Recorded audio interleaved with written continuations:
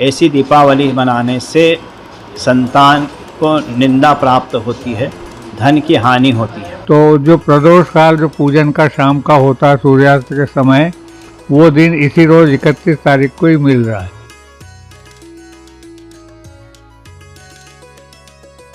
दिवाली हिंदू धर्म के प्रमुख त्योहारों में से एक है जो पूरे देश में हर्षोल्लास के साथ मनाई जाती है। रोशनी के इस त्योहार का इंतजार हर कोई बेसब्री से करता है। हर साल कार्तिक माह के अमावस्या तिथि में दिवाली का त्योहार मनाया जाता है। बता दें कि इस बार लोगों के बीच दिवाली की डेट को लेकर कंफ्यूजन है। कोई कह रहा है कि दिवाली 31 अक्टूबर को है, तो कुछ लोग 1 नवंबर को दिवाली मनाने की बात कर रहे हैं। तो चलिए जानते हैं कि इस साल दिवाली की सही तारीख क्या है। इस साल दिवाली को लेकर ज्योतिषाचार्यों की अलग अलग राय बनी हुई है, यानी लोगों के साथ ज्योतिषाचार्य भी कंफ्यूज हैं। कुछ ज्योतिषाचार्य के अनुसार 31 अक्टूबर को, तो कुछ के अनुसार 1 नवंबर को दिवाली मनाई जाएगी। इन सब के बीच उज्जैन के महाकालेश्वर मंदिर के पुजारी और ज्योतिषाचार्यों ने ये साफ कह दिया है कि महाकाल मंदिर में दिवाली 31 अक्टूबर को मनाने जा रहे हैं। पंडित आनंद शंकर व्यास कहते हैं कि दीपावली प्रदोष काल के मध्य रात्रि में मनाए जाने वाला त्योहार है। इस बार 31 अक्टूबर को प्रदोष काल और मध्य रात्रि के समय अमावस्या की साक्षी रहेगी, इसलिए 31 अक्टूबर को ही दीपावली मनाना श्रेष्ठ रहेगा। देखिए, असल में 31 तारीख को 4:03 बाद अमावस लग जाएगी। तो जो प्रदोष काल जो पूजन का शाम का होता है सूर्यास्त के समय, वो दिन इसी रोज 31 तारीख को ही मिल रहा है। और 1 तारीख के रोज अमावस जो है 5 बजे ख़त्म हो जाएगी।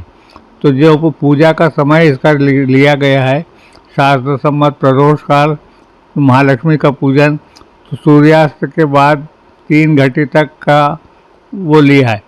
तो उस हिसाब से ये 1 तारीख को वो प्राप्त नहीं है, केवल 31 तारीख को प्राप्त है। तो कायदे से शास्त्र सम्मत और अपने धर्मशास्त्र के अनुसार 31 तारीख को ही लक्ष्मी पूजन करना श्रेष्ठ है और वही फलप्रद होगा सबके लिए।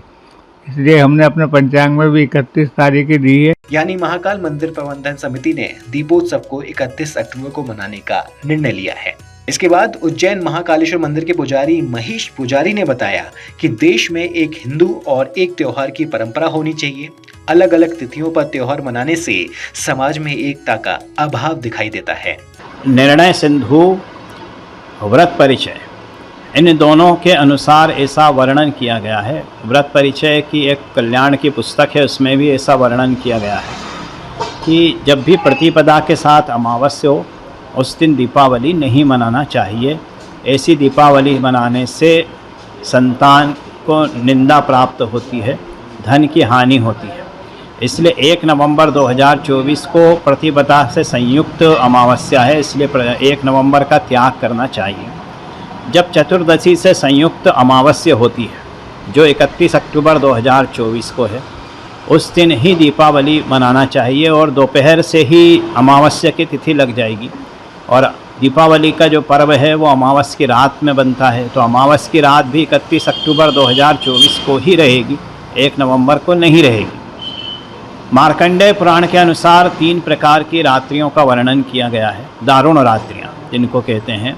एक है काल रात्रि, एक महारात्रि और एक होती है मोहरात्रि। महारात्रि कहते हैं शिव महारात्रि को, काल रात्रि कहते हैं होलिका को, पर्व को, और मोहरात्रि जो होती है वो दीपावली की रात्रि होती है जिस दिन अमावस्या रहती है। तो अमावस्या 31 अक्टूबर 2024 को ही रहेगी और मोहरात्रि भी 31 अक्टूबर की रात्रि में ही रहेगी। इसलिए दीपावली का जो पर्व है वो रात्रि का पर्व है, इसलिए उसे रात्रि में 31 अक्टूबर को ही मनाना शास्त्र सम्मत उचित है। माता जी को प्रसन्न करने के लिए किस तरह की पूजा की जाना चाहिए और कब मतलब किस समय का इसका मुहूर्त है, किस मुहूर्त में पूजा? दोपहर के बाद से लगातार मुहूर्त रात्रि तक हैं 31 अक्टूबर 2024 को, और उस दिन भी गुरुवार है। तो गुरुवार वैसे भी माता जी भगवान विष्णु और लक्ष्मी जी की प्रसन्नता का दिन होता है। गुरुवार के दिन वो प्रसन्न रहते हैं।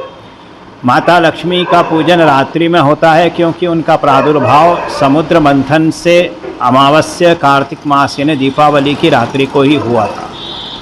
और उन्होंने प्रकट होते ही भगवान विष्णु को अपने पति के रूप में वर्ण किया था। तो लक्ष्मी जी का पूजन सदैव भगवान विष्णु के साथ ही करना चाहिए, क्योंकि जहाँ विष्णु होते हैं वहीं पर लक्ष्मी जी स्थिर रूप से रहती हैं।